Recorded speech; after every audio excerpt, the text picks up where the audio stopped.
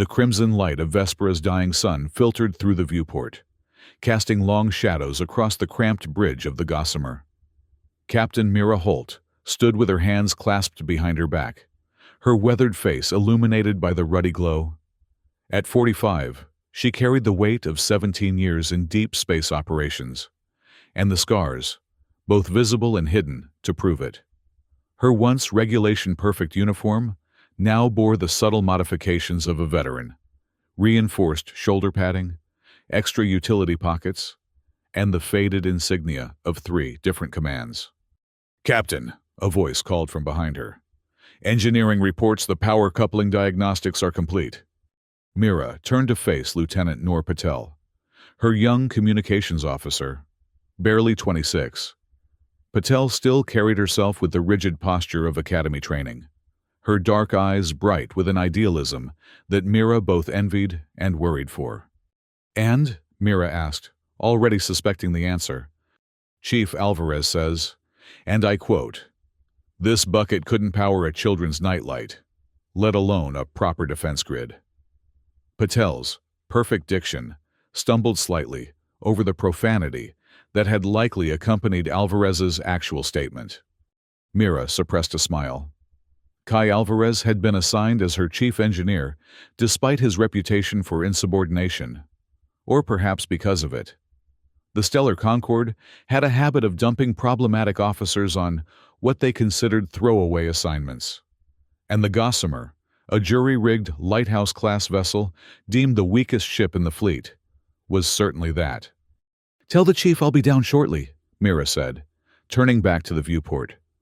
The year was 2597. Humanity had been grudgingly accepted into the Stellar Concorde 50 years ago, after centuries of proving themselves as more than primitive upstarts. But acceptance didn't mean equality. The Concorde's elder species, the crystalline Veclari, the gaseous Mare, and the hive-minded Taln, still regarded humans with suspicion. And when it came time to assign ships to the human contingent of the Concorde fleet, they received the dregs. The Gossamer had been cobbled together from outdated components. Its hull, a patchwork of different alloys and composites. Originally designed as an automated lighthouse vessel to mark navigational hazards, it had been hastily retrofitted with minimal weaponry and life support for a crew of 30. The ship's official designation was Support Vessel Class 9, but everyone called it what it was: a star barge. Mira made her way through the narrow corridors of the ship, nodding to crew members as she passed. Despite the Gossamer's flaws, she had managed to assemble a competent team. Many were cast-offs like herself, officers who had spoken too boldly, questioned too many orders, or simply failed to conform to the Concorde's rigid hierarchy. The engine room hummed with a discordant vibration that made Mira's teeth ache. Kai Alvarez was elbow-deep in an open panel, muttering curses in 3 languages as sparks showered around him. At 38, Alvarez was a compact bundle of nervous energy, his dark hair perpetually disheveled, his olive skin marked with the small burns and scars of a lifetime spent wrestling with temperamental machinery. "Chief," Mira announced her presence. Alvarez extracted himself from the panel, wiping grease-stained hands on his already filthy uniform. "Captain," he acknowledged with a nod. "I've got good news and bad news. Start with the bad. This ship is garbage. Worse than garbage. At least garbage was once something useful." Mira crossed her arms. "And the good news?" Alvarez's face split into a grin that never failed to make him look 10 years younger. "I think I've figured out why it's garbage." He led her to a diagnostic console, pointing to a schematic of the ship's power distribution network. "See these regulators? They're calibrated all wrong. And these power shunts? They're routing energy away from critical systems." His finger traced a convoluted path through the ship's infrastructure. "This isn't incompetence, Captain. It's deliberate." Mira felt a cold knot form in her stomach. "You're saying the Gossamer was sabotaged?" "Not just sabotaged, hobbled, like putting a governor on an engine." Alvarez's dark eyes gleamed with a mixture of outrage and excitement. Someone wanted to make sure this ship would never perform above minimum specs. "The question is who?" Mira murmured, studying the schematic. "And why?" Alvarez shrugged. "Plenty of species in the Concorde would be happy to see humans fail. Take your pick." Before Mira could respond, the ship's alarm blared.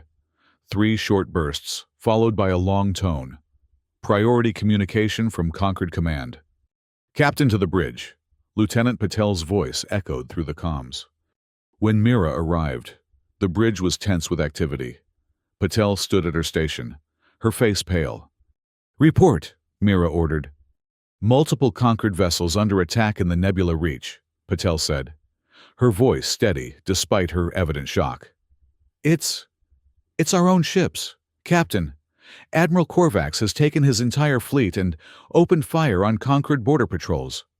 Admiral Tarek Korvax commanded the 7th Fleet, the largest concentration of Concorde military power in the sector. If he had gone rogue. "Show me," Mira demanded. The main view screen flickered to life, displaying tactical data from the engagement. Korvax's ships, sleek, powerful vessels, were systematically targeting the smaller patrol craft that monitored the border of Concorde space. The casualties were already mounting. "We're receiving orders from Concorde Command," Patel announced. "All available ships are to fall back to defensive positions around core worlds. We're to abandon the Nebula Reach until reinforcements can be mustered." Mira stared at the tactical display, watching as another patrol vessel's signal winked out. Those were her colleagues dying out there. Former shipmates, friends. "How long until reinforcements arrive?" she asked. Patel hesitated. 3 days, minimum. The nearest battle group is engaged in exercises in the Antares sector. 3 days. By then, Korvax would have secured the entire Reach, giving him control of the primary hyperspace lanes into Concorde territory. He could strike anywhere. "What are our orders specifically?" Mira asked, an idea forming. "We're to proceed to Stellaris Prime and join the defensive perimeter," Patel said. Then added hesitantly, "But, Captain, the Gossamer isn't a combat vessel. We'd be more hindrance than help in a pitched battle." Mira turned to address the entire bridge crew. "I need everyone's attention," she said, her voice cutting through the nervous murmurs. "What I'm about to say constitutes a direct violation of Concorde orders." The bridge fell silent. "We're not retreating to Stellaris Prime. We're heading to the Nebula Reach." Ensign Park at the helm turned in his chair. "Captain, with all due respect, we're in a star barge, against Korvax's fleet. I'm aware of our disadvantage, Ensign." Mira cut him off. "I'm also aware that Chief Alvarez has discovered our ship has been intentionally crippled. Someone wants us to fail. I propose we disappoint them." She turned to Patel. "Lieutenant, get the chief up here. Tell him to bring his diagnostics." When Alvarez arrived, Mira had him explain his findings to the bridge crew. As understanding dawned on their faces, she saw anger replace fear. "Here's what we're going to do," Mira said. "Chief Alvarez is going to remove every sabotaged component and bypass every governor. Lieutenant Patel will monitor Concorde communications and keep us apprised of Korvax's movements. We'll head to the Vespera shipyards first. They're mostly automated now, but there should be supplies we can appropriate." "You mean steel," Park said bluntly. Mira met his gaze. "I mean requisition for Concorde defense. I'll take full responsibility." "And then what?" asked the tactical officer. Lieutenant Reyes. "Even with the governors removed, we're still underpowered and underarmed." "Then," Mira said with a grim smile, "we fight smart. Korvax has numbers and firepower, but he's expecting the remaining Concorde forces to fall back. He won't be looking for a single ship to slip past his lines." She looked around the bridge, meeting each officer's eyes in turn. "I won't order any of you to follow me. This is voluntary. If you want to transfer off at Vespera, I'll arrange it. No repercussions." A moment of silence hung in the air. Then Alvarez spoke up. Well, I've already violated about 6 regulations just by telling you about the sabotage, he said with a shrug. Might as well go for broke.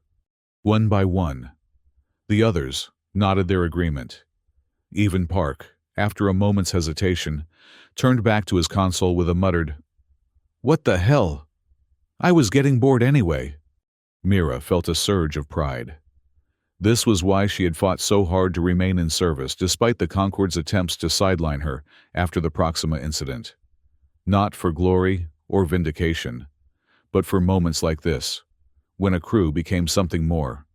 "Set course for Vespera shipyards," she ordered, "and let's see what this ship can really do." The Vespera shipyards hung in orbit around the dying colony world. A skeletal array of docking arms and construction berths, now largely abandoned. Once the pride of human engineering, the yards had been scaled back as the Concorde consolidated its shipbuilding operations closer to the core worlds. Only a skeleton crew of technicians remained, overseeing the automated systems that performed basic maintenance on passing vessels. As the Gossamer approached, Mira stood on the bridge, rehearsing her explanation to the yard supervisor. She didn't get the chance to use it. "Captain," Patel called from her station, "I'm not detecting any active comms from the shipyard. No automated identification queries. No traffic control." Mira frowned. "Life signs?" "Scanning. None detected." Patel looked up, her expression troubled. "The yards appear to be completely abandoned." "That's not possible," Alvarez said, joining them on the bridge. "There should be at least a dozen technicians, plus maintenance drones." "Take us in closer," Mira ordered. "Full sensor sweep." As the Gossamer approached the main administrative hub of the shipyard, the reason for the silence became apparent. The hub's outer hull was breached in multiple locations. The metal peeled back like the skin of a fruit. Emergency force fields flickered weakly, struggling to maintain atmosphere. "Weapons fire," Reyes confirmed from tactical. "High-energy plasma weapons consistent with Concorde military vessels." "Korvax," Mira breathed. "He's been planning this for longer than we thought. Vespera would have been one of the first to sound the alarm if his fleet mobilized without authorization." "Captain," Patel's voice was tight. "I've accessed the shipyard's log buoy. Final transmission was sent 18 hours ago. It's a distress call. The yard supervisor reporting they were under attack by vessels identifying as the 7th Fleet." Mira closed her eyes briefly, imagining the scenario. A surprise attack, communications cut off, and then the methodical elimination of witnesses. "Any survivors?" Patel shook her head.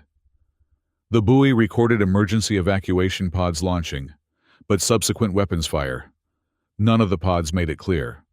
A heavy silence fell over the bridge. Mira allowed it for a moment, then straightened her shoulders. "We still have a mission.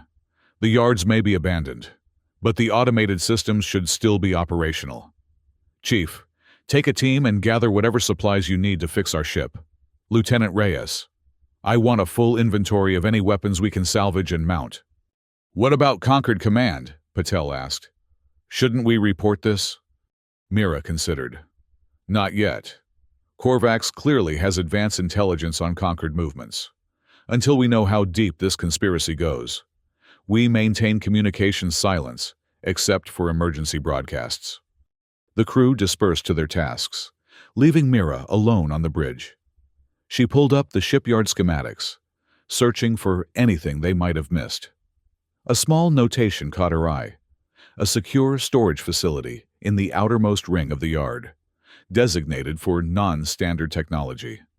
In Concord parlance, that usually meant alien tech that hadn't been fully integrated into standard systems yet. Experimental, potentially powerful, potentially dangerous. Exactly what they needed. Mira assembled a small team, herself, Alvarez, and 2 security officers, and took a shuttle to the outer ring. The storage facility was intact, its security systems still operational. "Can you bypass it?" Mira asked Alvarez as they stood before the sealed door. He studied the control panel. Yes, but it'll take time. This is serious encryption. One of the security officers stepped forward. Permission to speak freely, Captain. Mira nodded. We could just blast it open. Not like there's anyone left to complain about the property damage. Alvarez shook his head. Unknown tech behind that door. Blast it. And we might trigger something we can't handle. Let me work. It took 40 minutes. But eventually, the door slid open with a pneumatic hiss. Inside, the facility resembled a museum, more than a storage area.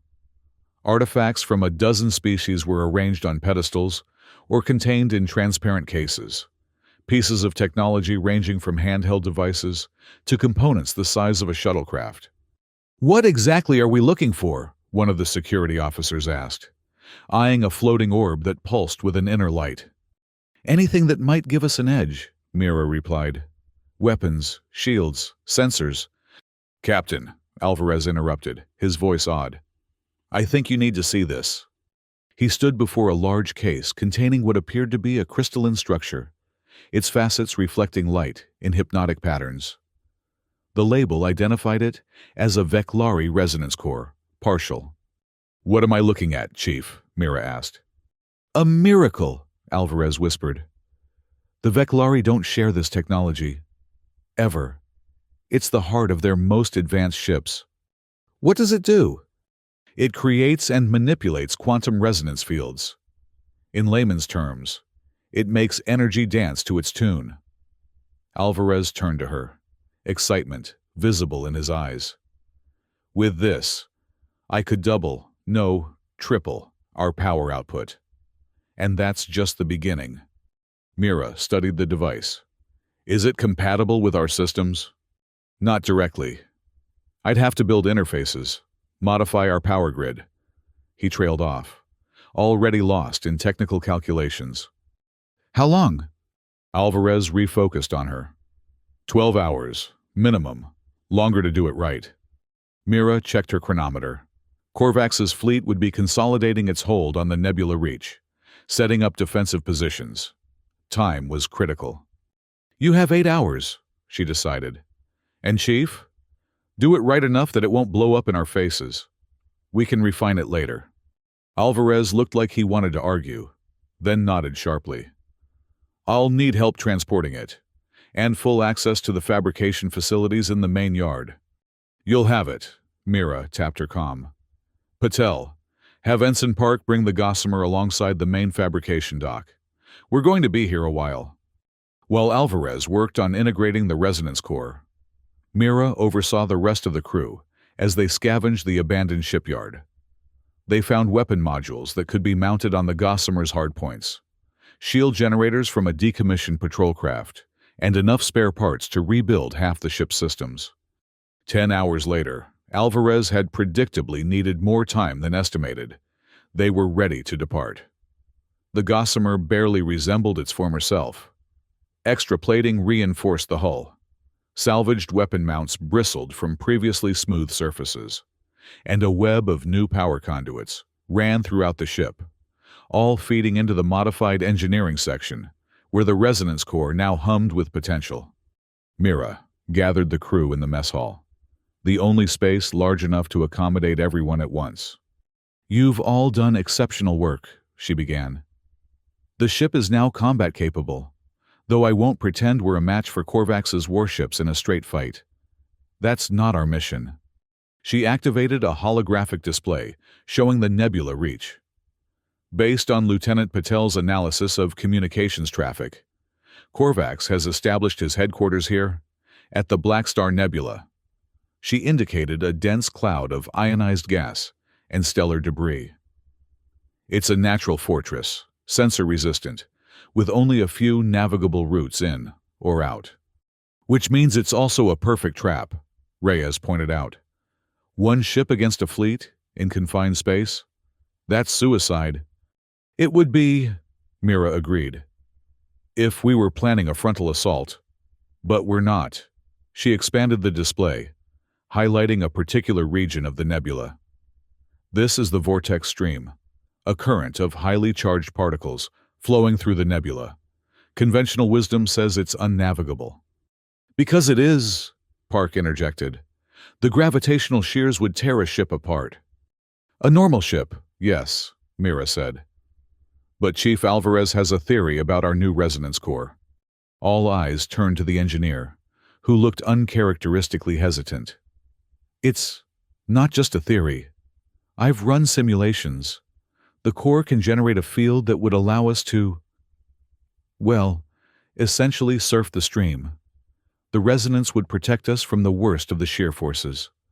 Has this ever been tested? Reyes asked skeptically. Not by humans, Alvarez admitted. But the Veclari use similar techniques to navigate gas giants. The principles are sound. And if they're not, Park pressed. Alvarez shrugged. Then we die spectacularly and save Korvax the trouble of killing us later. Mira cut in before the discussion could devolve further.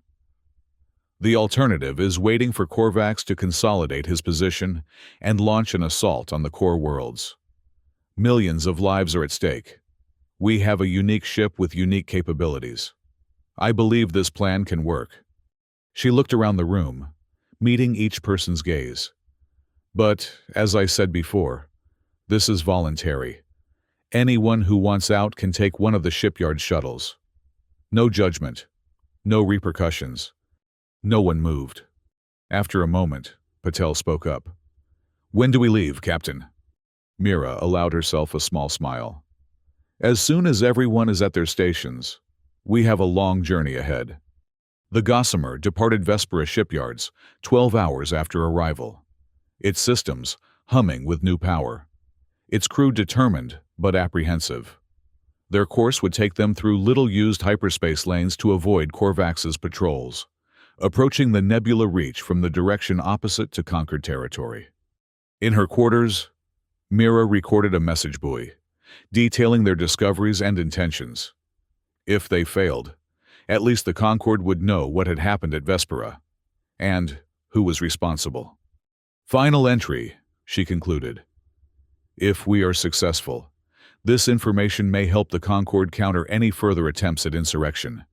If we fail, remember the Gossamer. Captain Mira Holt, signing off. She programmed the buoy to launch automatically if the ship's systems detected catastrophic damage. Then, tried to get some rest before they reached the nebula. Sleep eluded her. Every time she closed her eyes, she saw the destroyed escape pods from Vespera. Imagine the terror of the technicians as they realized no help was coming. Her door chimed. "Enter," she called, sitting up. Alvarez stepped in, looking as exhausted as she felt. "Sorry to disturb you, Captain. I've been running additional simulations on our approach through the vortex stream." "Problems?" He hesitated. "Not exactly, but I've had to make some adjustments to the resonance field configuration. The core it's not behaving quite as expected." Mira felt a chill. "Explain." "It's more powerful than I anticipated, and more unstable." Alvarez ran a hand through his disheveled hair. "The good news is, it should still protect us through the stream. The bad news is, I can't guarantee what will happen if we need to push it to maximum output. Could it be dangerous to the ship? Potentially, but it could also give us capabilities I hadn't considered before." Alvarez's eyes took on the gleam they always did when he was deep in a technical problem. The resonance field doesn't just protect against external forces. It also affects our own systems, makes them more efficient, more responsive, and it interacts with other energy fields in unusual ways. Such as weapons fire, enemy sensors, communication arrays. He spread his hands. "I'm still figuring it out. But I think this technology is why the Veclari ships have always seemed so advanced. It's not just about raw power. It's about harmony, efficiency, making every system work together perfectly." Mira considered this. "Could it give us an edge against Korvax's fleet?" "Maybe, if I can figure out how to weaponize it before we get there." Alvarez looked doubtful. "That's a big if, Captain." Keep working on it, Mira ordered, and keep me informed of any breakthroughs. After Alvarez left, Mira found herself standing at the viewport, watching the streaks of light that represented their hyperspace travel. The Gossamer moved differently now, more smoothly, with less of the discordant vibration that had characterized its operations before. Whether that was due to Alvarez's repairs or the influence of the resonance core, she couldn't say. What she did know was that they were committed now. One ship against a fleet, the weakest vessel in the Concord, modified with scavenged parts and experimental technology, heading into one of the most dangerous regions of space to confront a renegade admiral with vastly superior forces. It was madness. But sometimes madness was the only sane response to an insane situation. They dropped out of hyperspace at the edge of the nebula reach, immediately powering down all non-essential systems to minimize their sensor profile. The nebula loomed before them, a vast cloud of swirling gas and dust illuminated from within by the radiation of newborn stars. Beautiful and deadly. Passive sensors only, Mira ordered as she took her place on the bridge. What's out there, Lieutenant Reyes? The tactical officer studied his displays. Difficult to get clear readings through the nebula, but I'm detecting multiple large vessels approximately 20 light minutes inside the perimeter, consistent with 7th Fleet signatures. Any sign they've detected us? Negative. We're outside their likely sensor range, and the nebula should mask our heat signature. Mira nodded. Ensign Park, plot our approach to the vortex stream entry point. Lieutenant Patel, continue monitoring communications. I want to know the moment anyone says anything interesting. As the crew worked, Mira studied the tactical display. Korvax had positioned his ships in a defensive perimeter around the Black Star Nebula, as expected. The nebula itself was a region of intense radiation and gravitational anomalies nested within the larger nebula reach. A perfect natural fortress, impossible to approach undetected through conventional routes. But the vortex stream was not a conventional route. It was a river of charged particles flowing through the nebula, created by the interaction of magnetic fields from multiple stellar remnants. It entered the nebula from the galactic north and exited to the south, passing directly through the region where Korvax had established his headquarters. No sane pilot would attempt to navigate it. The gravitational shears alone would tear a normal ship apart in seconds. But the Gossamer was no longer a normal ship. Chief Alvarez, Mira called over the comm. Status of the resonance core? Online and stable, came the reply. For now. I've set up emergency shutdown protocols if the field becomes too unstable. Understood. Be ready to activate full resonance when we reach the stream entry point. They approached cautiously, maintaining minimal power signatures. The nebula grew larger in their viewports, its swirling colors hypnotic. Within the luminous gases, darker currents could be seen, the gravitational eddies and radiation storms that made the region so treacherous. Stream entry point in 5 minutes, Park announced from the helm. Mira felt tension coil in her stomach. This was the moment of truth.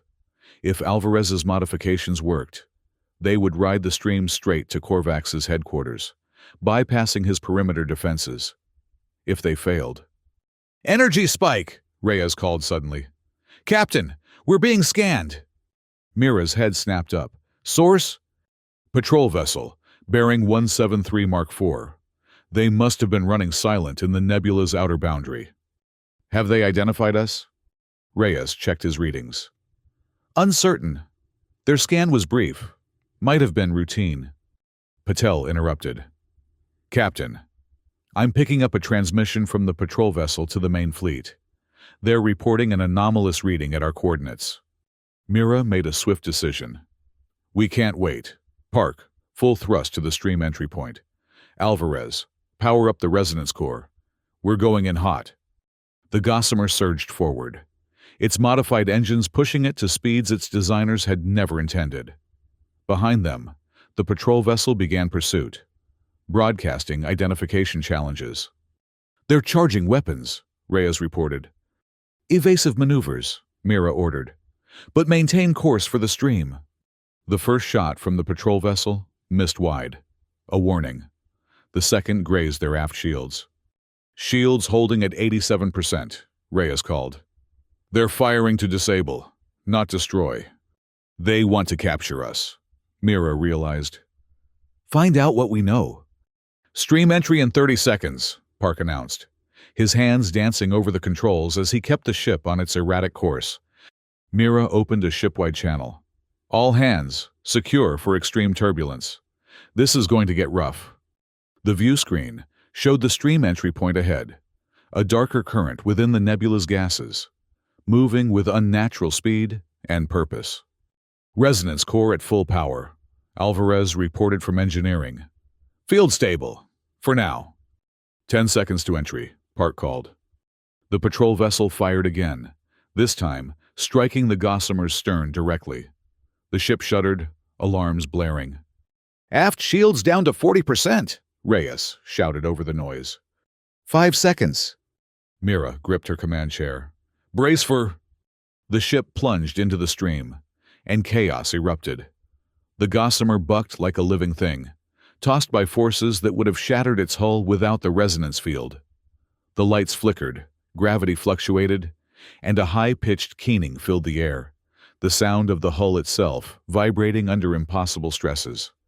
On the view screen, the universe seemed to twist, colors bleeding into one another as radiation interfered with the sensors. The patrol vessel had broken off pursuit, unwilling to follow them into the maelstrom. Status, Mira called over the din. Hull integrity holding, Reyes reported, sounding shocked. Resonance field is containing the worst of the shear forces. Navigation is compromised, Park added, struggling with his controls. The stream is carrying us, but I can't guarantee our exact course. From engineering, Alvarez's voice was strained. The core is adapting. Power fluctuations throughout the ship. I'm trying to stabilize, but... His transmission cut off as another violent surge rocked the ship.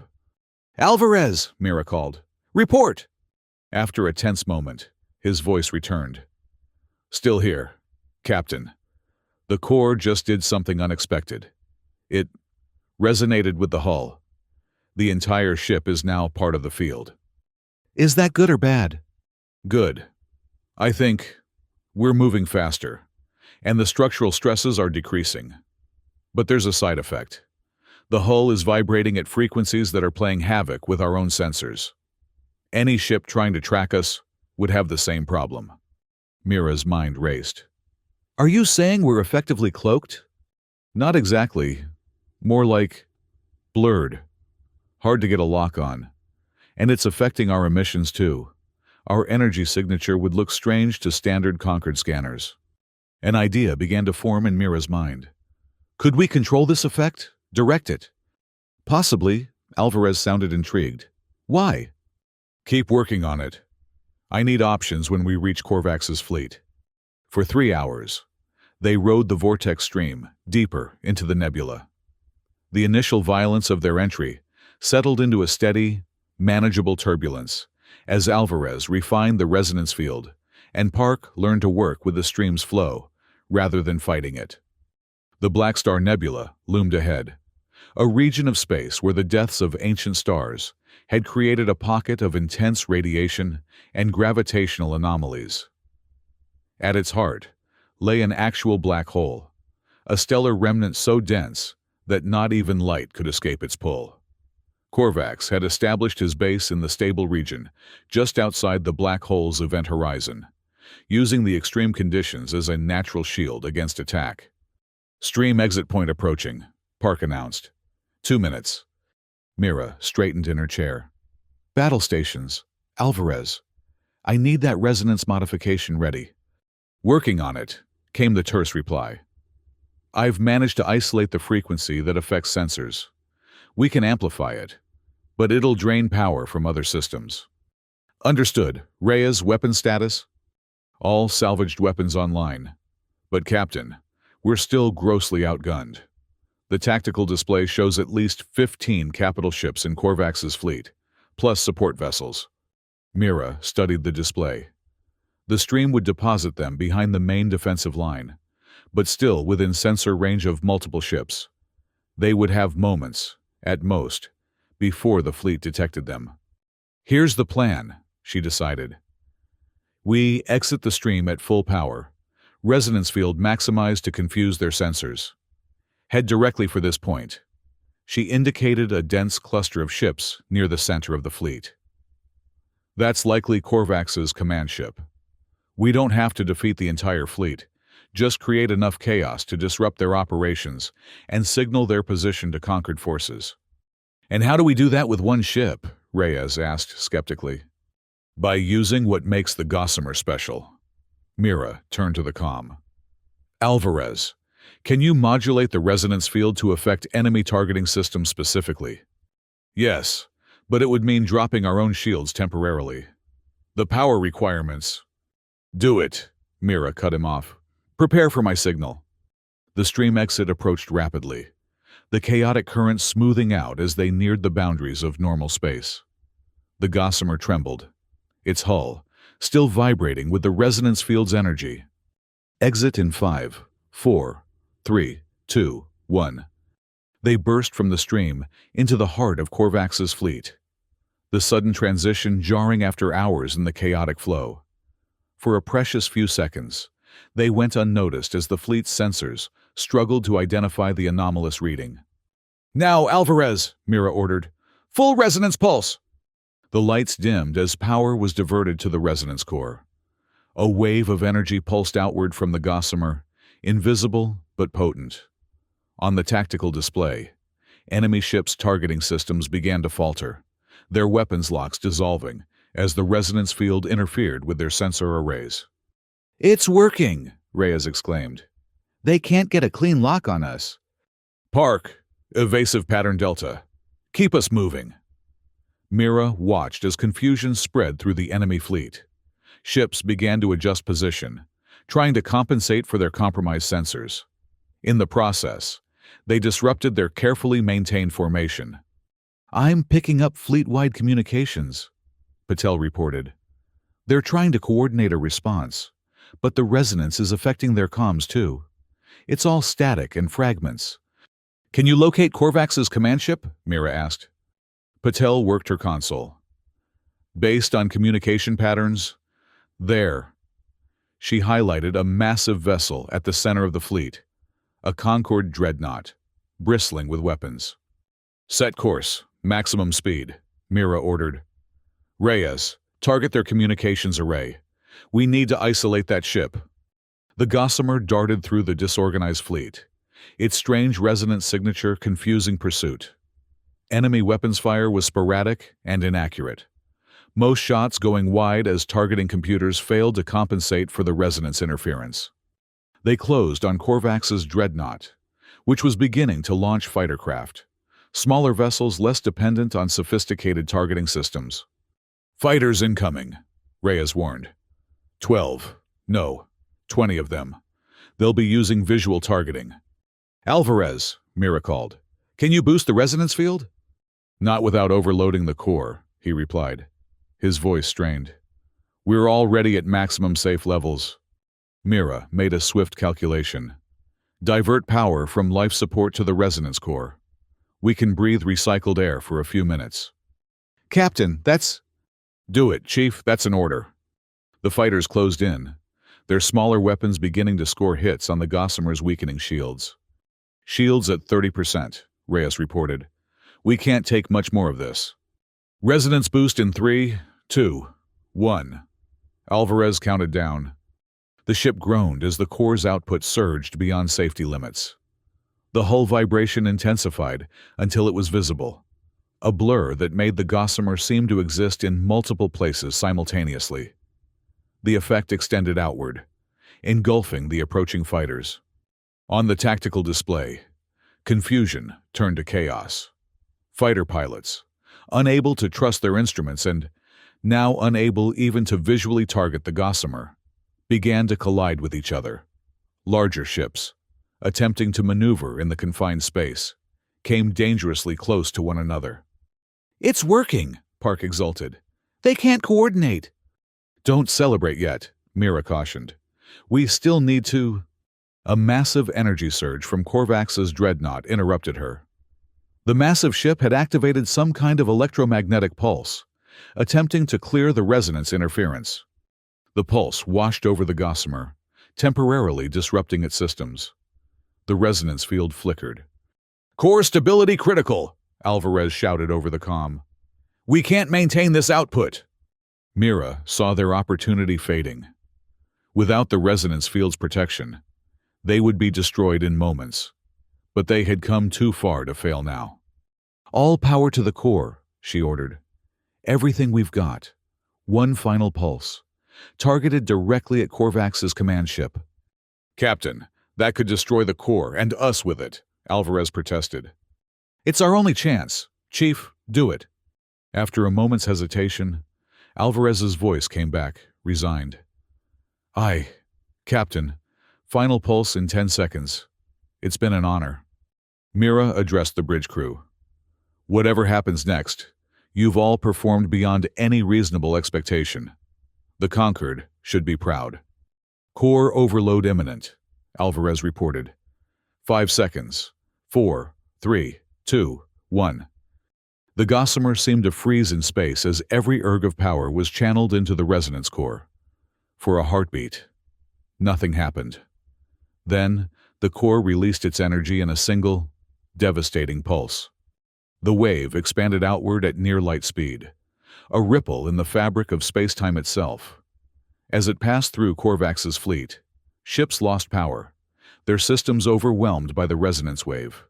The dreadnought itself, targeted with the brunt of the pulse, went dark, its massive engines silent. On the Gossamer, systems failed in cascading sequence as the overloaded core consumed itself. Emergency lighting activated, casting the bridge in a dim red glow. "Status," Mira demanded, pulling herself up from where the final pulse had thrown her. Reyes checked his partially functioning console. "Enemy fleet. Disabled. At least temporarily. Their power signatures are fluctuating wildly." "The core is offline," Alvarez reported, his voice weak through the damaged comm system. "Completely burned out. We're running on emergency power only." "Engines?" "Minimal thrust available," Park answered. "Enough to maintain position, but not much more." Mira considered their options. They had succeeded in disrupting Korvax's fleet, but at tremendous cost. The Gossamer was crippled, and Korvax's ships would eventually recover. They needed reinforcements.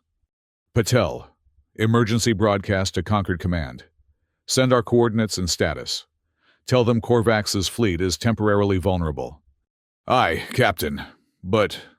Patel hesitated. "Our communications array was damaged in the pulse. Short range only. We can't reach Conquered Command from here." Mira felt a cold certainty settle over her. They had come this far, done the impossible, but without a way to call for help, it might all be for nothing. "Captain," Reyes called suddenly. "I'm detecting energy signatures entering the nebula. Multiple vessels. Concord IFF signals." "On screen," Mira ordered, hardly daring to hope. The view screen flickered, showing a formation of ships moving purposefully through the nebula. A Conquered battle group. Weapons charged and ready. "How?" Mira breathed. "The message buoy," Patel realized. "The one you recorded at Vespera. It must have launched automatically when our systems were damaged." Mira allowed herself a small smile. "Open a channel to the lead Conquered vessel." Patel worked her console. "Channel open." "This is Captain Mira Holt of the Gossamer." Mira transmitted, "Be advised. Admiral Korvax's fleet is temporarily disabled. Recommend immediate action before they can restore power." A moment passed. Then a response came through. "Captain Holt, this is Commander Elias Brandt of the Concord vessel Intrepid. We received your buoy. Reinforcements are en route. Hold position." Relief washed over Mira. They had done it. Against impossible odds. With the weakest ship in the fleet. They had turned the tide. "Understood, Commander," she replied. "We're not going anywhere." The bridge crew exchanged tired smiles as the Concorde ships moved past them, engaging the still recovering vessels of Korvax's fleet. With their systems compromised and their formation shattered, the renegade ships were quickly overwhelmed. Alvarez joined them on the bridge, his uniform scorched and his face streaked with soot. "So," he said casually, "I guess the star barge wasn't so useless after all." Mira nodded. "It just needed the right crew." Hours later, with Korvax's fleet secured and the admiral himself in custody, Commander Brandt came aboard the Gossamer. He surveyed the damaged bridge with poorly concealed amazement. "I've read your preliminary report," he said to Mira. "Frankly, I wouldn't have believed it if I hadn't seen the evidence with my own eyes. One ship taking on an entire fleet." "We had some advantages they didn't expect," Mira replied modestly. "Indeed." Brandt's expression turned serious. "The Concord Council has been briefed on the situation. They're particularly interested in your discovery about the sabotage of human vessels. Will there be an investigation?" "Already underway. Preliminary findings suggest the tampering was ordered by a faction within the Admiralty, the same faction that supported Korvax's attempted coup." Brandt hesitated. "It seems they've been systematically ensuring human ships underperformed for years. A way to keep humanity contained." Mira nodded, unsurprised. She had suspected as much since Alvarez's discovery. "And what happens to the Gossamer?" she asked. "And its crew?" Brandt actually smiled. "That's the other reason I'm here. The Concord Council has officially reclassified your vessel. It's no longer designated as a support vessel Class 9. "Oh?" "Effective immediately.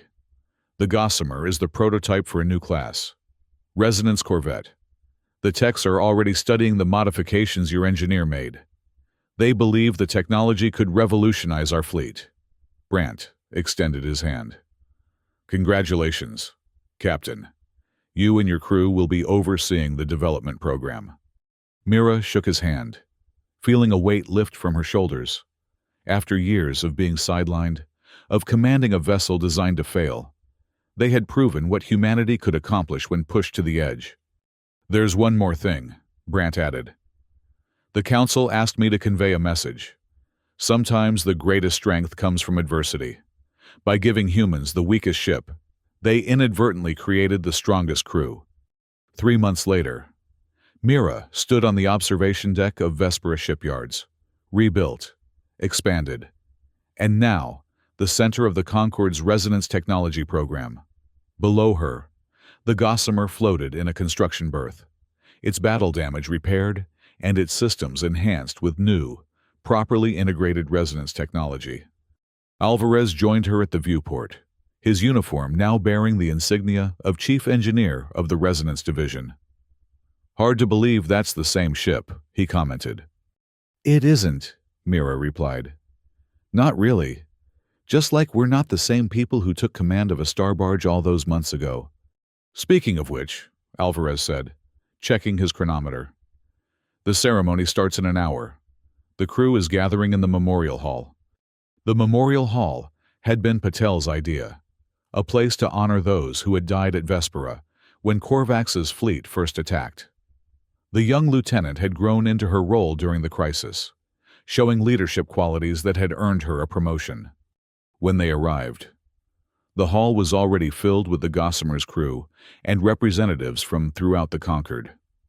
At the center stood a simple monument, a piece of hull plating from the original Gossamer, mounted on a pedestal. Engraved upon it were the words, "Even the weakest vessel, when bound by trust and creativity, can conquer the impossible." Mira touched the plating, feeling the subtle vibration that still resonated within the metal, an echo of the energy that had saved them all. The Concorde had tried to contain humanity by giving them inferior ships. Instead, they had forced humans to become more resourceful, more innovative, more united. As she prepared to address the gathering, Mira reflected on the journey that had brought them here. They had been given the weakest ship in the fleet, but they had conquered that fleet with it. not through superior firepower or advanced technology, but through the qualities that had always defined humanity at its best: adaptability, ingenuity, and unwavering determination. The Gossamer had never been weak. It had simply been waiting for the right crew to unlock its potential. Just as the Conquered, perhaps, had been waiting for humanity to show what they could truly contribute to the alliance of species. Mira stepped forward to the podium, looking out at the faces of her crew, no longer cast-offs and misfits, but heroes of the Conquered. She began to speak, her voice carrying clearly through the hall. "They gave humans the weakest ship," she said, "and we conquered the fleet with it. Not because we were stronger or smarter or braver than anyone else, but because we refused to accept the limitations others placed upon us. That is humanity's gift to the Conquered. That is our legacy. And that is just the beginning." The Gossamer hung in space above them, its hull gleaming in the light of Vespera's sun, no longer dying, but renewed. Like the ship, like its crew, like humanity itself within the Concorde, it had been transformed by adversity into something stronger than anyone could have imagined. And somewhere in the vastness of space, other ships were being built, incorporating the lessons learned from one unlikely vessel and its determined crew. Ships that would not be hampered by sabotage or prejudice, but would instead carry the best of all species among the stars. The weakest ship had become the strongest, and in doing so, it had changed the course of history.